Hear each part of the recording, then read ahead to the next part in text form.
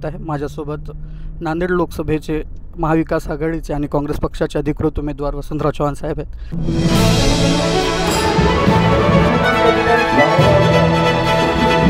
नमस्कार, नांदेड सिटी न्यूजच्या या विशेष मुलाखतीमध्ये आपलं सर्वांचं स्वागत आहे।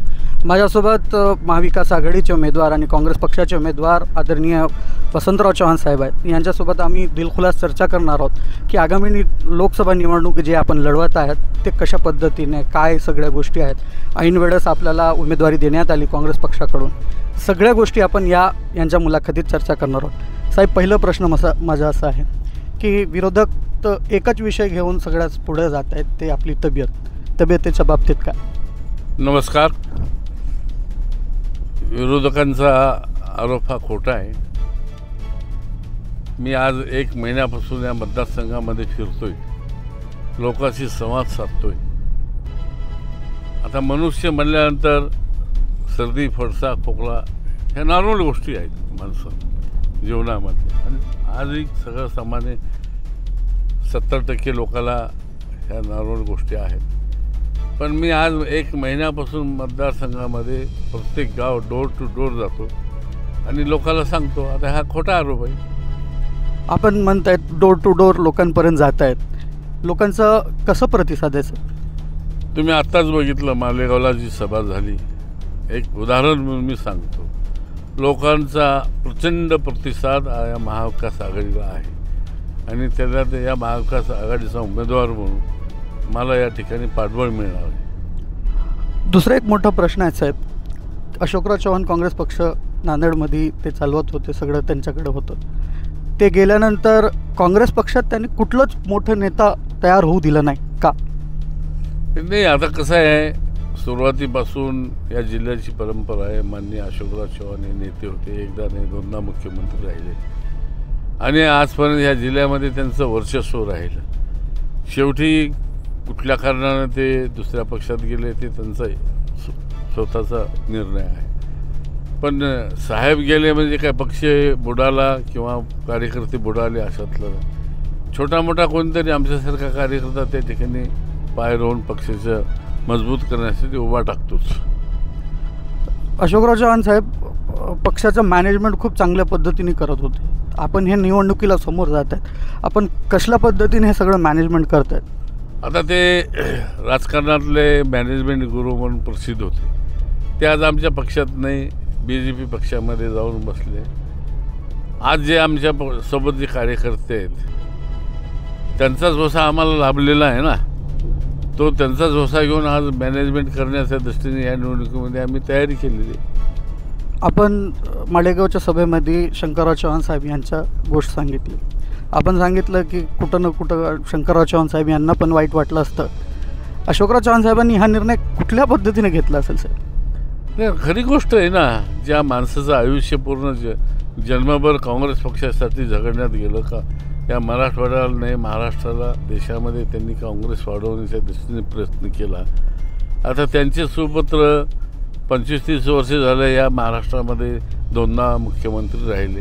पक्षांनी त्यांना ताकद दिली, त्यांना काही कमी केलं नाही, पण ऐनवेळी ते पक्ष सोडून गेले। हे दुःख आज जनतेच्या मनामध्ये खतखततंय। त्यांना काही कमी न करता त्यांनी सोडून का गेले हा प्रश्न आज जनता विचारतो, जाब त्यांना विचारतो। माझा प्रश्न असा आहे साहेब की देशाचे गृहमंत्री आणि देशाचे पंतप्रधान मतदारसंघात प्रचाराला येत आहेत, त्याचं काही नुकसान आपल्याला होईल? हे तर मी माझं भाग्य समजतो। त्यांना कळून चुकलं नांदेड जिल्ह्याची सीट ही आपल्या हातून चालली म्हणून आज देशाचे गृहमंत्री असतील, पंतप्रधान असतील, दुसरे केंद्रीय मंत्री असतील, गडकरी साहेब वगैरे येणार आहेत। याच्यावरूनच अंदाज लावा की त्यांना कळून चुकलं की BJPची जागा आपल्या हातून जाणार। माझा आणखीन प्रश्न एक असा आहे साहेब की आपण हे सगळं सिस्टम आणि आपलं परिवार आणि हे मतदारसंघ लोकसभेचं आपण फिरतायत, तर प्रत्येक ठिकाणी कोणा ना कुठल्या ना कुठल्या पद्धतीने आपल्यासोबत येण्याचा प्रयत्न करतो। मालेगावमध्ये मी आता बघितलं की एक छोट्याशा बाळानं आपल्याला ते जे खाऊ पैसे होते ते आपण दिलेले।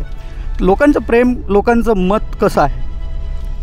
आता ह्या गोष्टींवर तुम्ही जे म्हणलात, आज एका मालेगावच्या सभेमध्ये 2 छोट्या मुली आपल्या खाऊसाठी जमा केलेले पैसे मला या ठिकाणी सप्रेम भेट दिली. खरंच म्हणजे माझ्या मनामध्ये एवढं आनंद झाला की आज मी काही नसताना ह्या मुलींनी मला आज या ठिकाणी एवढं मोठं योगदान दिलं. खरं म्हणजे मनाचा मोठे याच्यावरूनच तुम्ही बघा की एक ग्रामीण भागातली जनता किती पेटून उठली त्या हुकुमशाहीच्या विरोधात आणि आज काँग्रेसचं समर्थन करण्यासाठी आज माझ्या पाठीशी उभा टाकले. हे माझं भाग्य समजतो. मराठा आरक्षणाचा विषय आहे. मराठा आरक्षणाच्या विषयामध्ये याचा फायदा तोटा कोणाला होईल सांगता येणार नाही.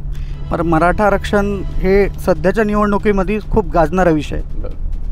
बरोबर आहे. आज महाराष्ट्रामध्ये प्रमुख प्रश्न मराठा आरक्षणाचा आहे. जरांगे पाटलांनी जाहीर केलं की BJP सरकारला सोडून कोणालाही मतदान करा.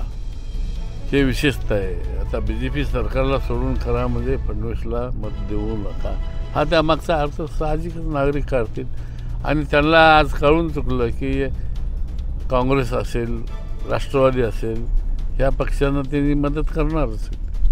साहेब प्रश्न आणखीन असा आहे की काँग्रेसचे मोठे नेते जे प्रदेशाध्यक्ष आहेत किंवा जे राज्यावरचे नेते ते प्रचारासाठी आत्तापर्यंत आले नाहीत का? येणार आहेत. उद्याच आमचे अमित देशमुख,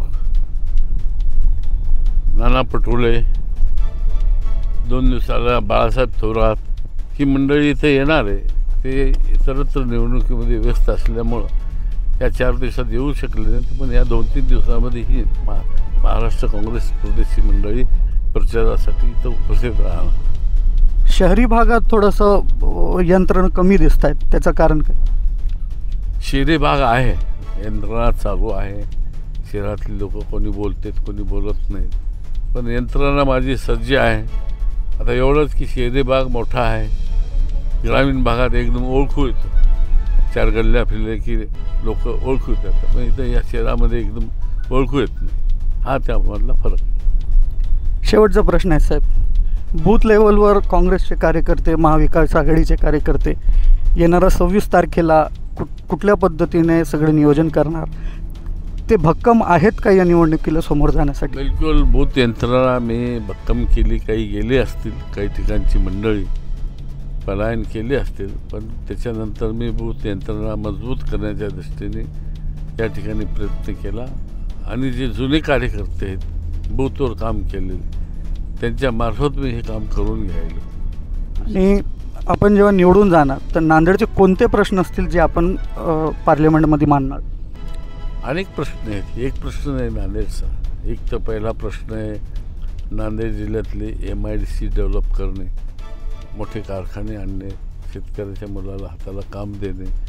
दुसरा लेंडी प्रोजेक्ट आहे जो जुना अनेक वर्षे रेंगाळलेला महत्त्वाचा, तो मार्गी लावण्याच्या दृष्टीने प्रयत्न केले. आणि शहरातल्या सुविधा आणखीनही वाढवणं गरजेचं आहे. आजही पाणी पडलं शहरामध्ये, पाणी तुडुंब भरतं, लोकांना नागरिकांना जायला त्रास होतो, त्याची व्यवस्था करणं महत्त्वाचं आहे. भाजपची मंडळी एकच गास सांगते की हे निवडणूक आम्ही मोदींच्या नावावर लढतोय, याच्यावर आपलं काय म्हणणं? भाजपला तेवढाच एक मुद्दा आहे, मोदी मोदी. ते विकासाचे प्रश्न काही सोडले नाहीत म्हणून मोदीच्या नावावर मत मागतात.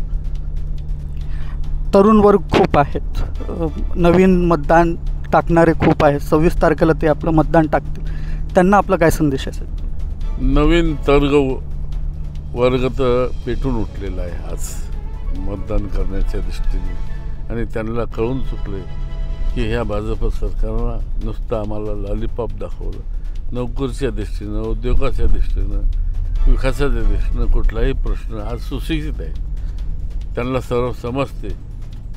त्यामुळं हा तरुण वर्ग आज या BJPच्या विरोधात आहे. साहेब खूप खूप धन्यवाद. आपण या सगळ्या प्रचार यंत्रणेत आपल्या प्रचाराच्या वेळातला वेळ काढून दिल्याबद्दल खूप खूप धन्यवाद साहेब. धन्यवाद.